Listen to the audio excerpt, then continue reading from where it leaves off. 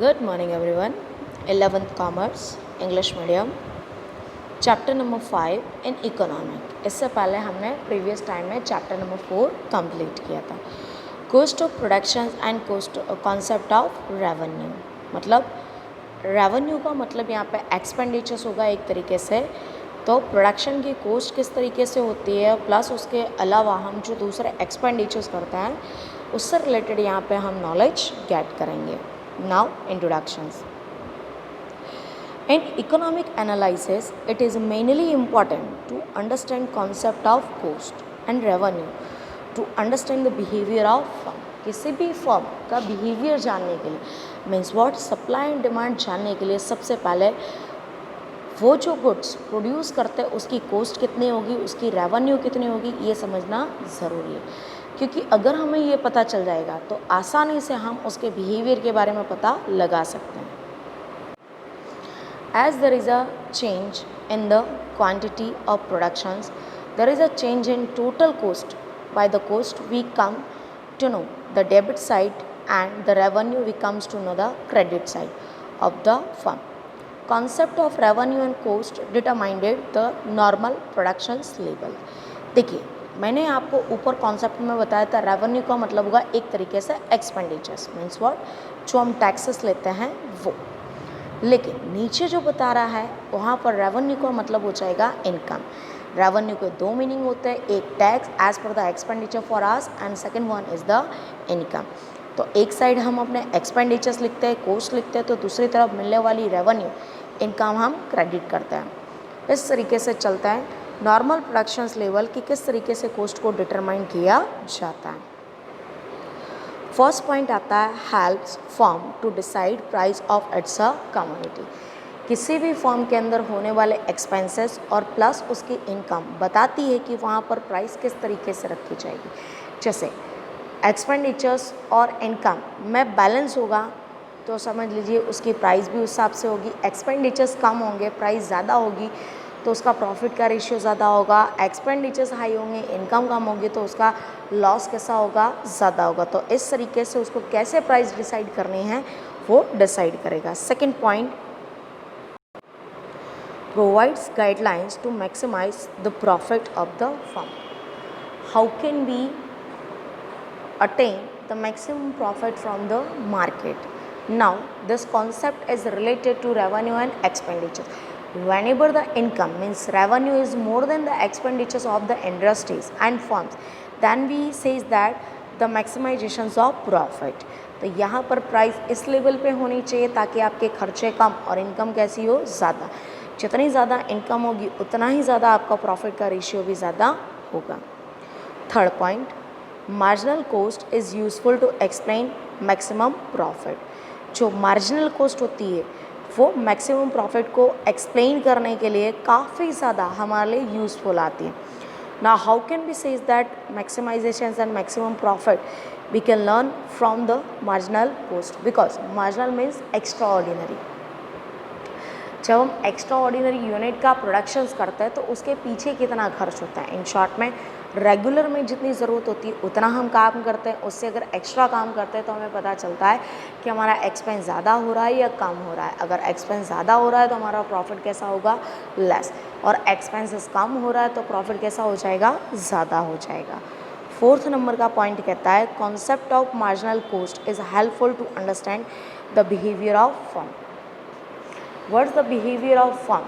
They are getting loss and profit from the market. We can understand with the help of marginal cost.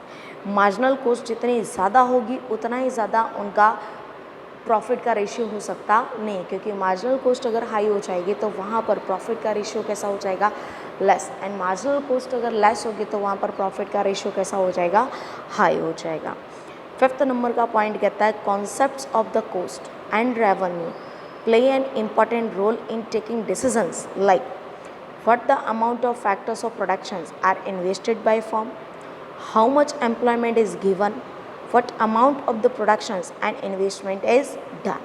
मतलब कितना हमें investment करना चाहिए factors के पीछे, कितना एम्प्लॉयज़ को सैलरी प्रोवाइड करना चाहिए, कितना हमें प्रोडक्शन के पीछे इन्वेस्टमेंट करना चाहिए। तो ये सारे के सारे क्वेश्चंस क्या करता है कि इनका लेवल जितना बेटर होगा उतना ही ज़्यादा प्रॉफिट का रेशियो भी मार्केट में बेटर होगा। जैसे best skill, efficiency and knowledge वाले एम्प्लॉयज़ अगर हम कंपनी में रखते हैं तो वहाँ पे हम उनको सैलरी पे करेंगे नो डाउट, बट वहाँ पे उतना ही अच्छा हमें वर्क भी रिटर्न मिल रहा है। बेटर क्वालिटी की टेक्नोलॉजी यूज़ करेंगे तो वहाँ पे एक्सपेंसेस एक बार ज़्यादा होगा, बट वो जो प्रोडक्शन की कॉस्ट होगी वो कैसे हो जाएगी, कम हो जाएगी। तो यहाँ पे एक्सपेंस एक बार होता है बट उसका बेनिफिट कैसा मिलता है, सालों साल तक मिलता है। तो इस तरीके से हमें सोच समझ कर इनके पीछे इन्वेस्ट करना चाहिए। नेक्स्ट आता है 6 नंबर का point, concept of opportunity cost is important to in know the alternative uses of the factors of productions in marginal economics managerial economics. Economic की एक्टिविटीज़ को जब भी आप मैनेज करते हैं then we have the knowledge related to opportunity cost. So question is arises, what's the meaning of opportunity cost? Opportunity cost क्या होती है? Suppose we have a one farm, हमारे पास एक फार्म है, एक खेत है, उसके अंदर हम वीट की प्रोडक्शंस भी कर सकते हैं और वीट के अलावा दूसरा भी प्रोडक्शंस ले सकते हैं।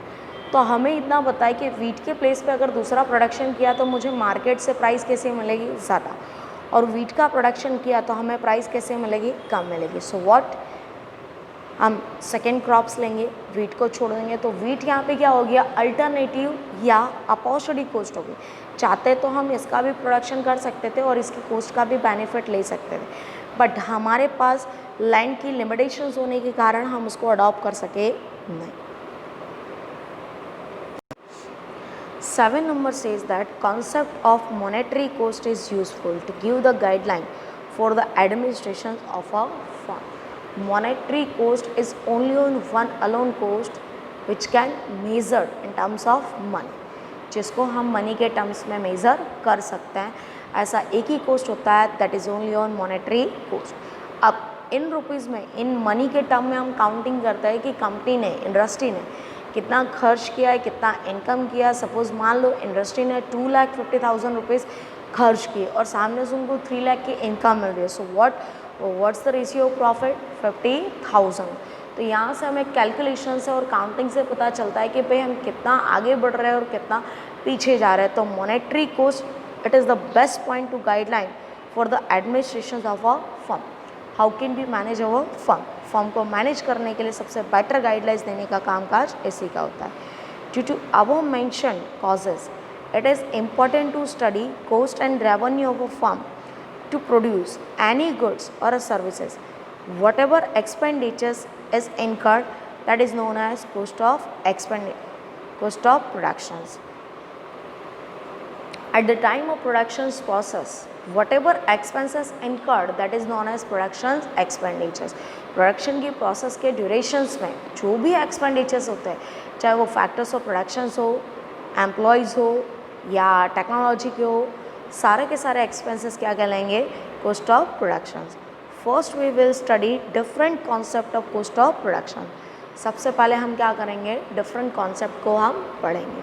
लेकिन इस पे जाने से पहले आपको बता दूँ, ये 7 पॉइंट्स आपको अच्छे से करने हैं। अगर ये 7 पॉइंट्स में प्रॉब्लम हो गई तो आपका 3 मार्क्स का क्वेश्चन चला जाएगा। सो ये 7 पॉइंट अच्छे से करने हैं। कोई इसमें क्वेरीज हो तो आपको पूछना है। Thank you so much.